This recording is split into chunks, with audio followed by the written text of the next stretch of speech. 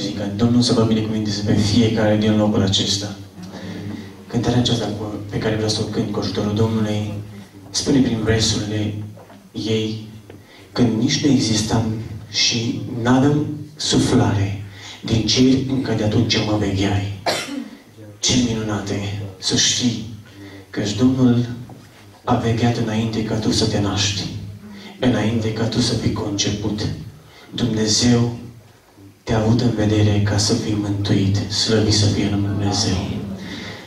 Dar refrenul acestei cântări spune: te laud că ce-a iubit sufletul meu, slăvit să fie numele Dumnezeu. Haideți cu toții la refrenul cântării să ne unim și să cântăm din această cântare la refren. Te laud că ce-a iubit sufletul meu, e sfânt, ești drept, ești bun, ești mare. Te laud că și numai Tu ești Dumnezeu, slăvit să fie numele Dumnezeu. Amin.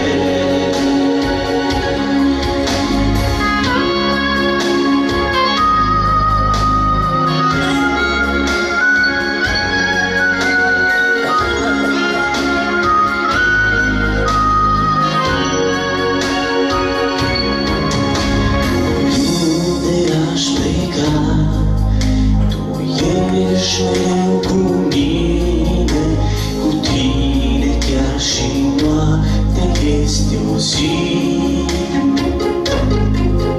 Cu tine nu voi fi nici când de rușine, căci mâna ta mă va călăuzi.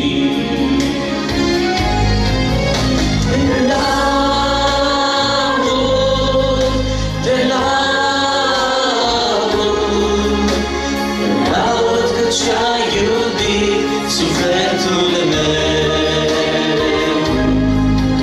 ești sfânt, ești drept, ești bun, ești mare, te laud căci numai tu ești Dumnezeu.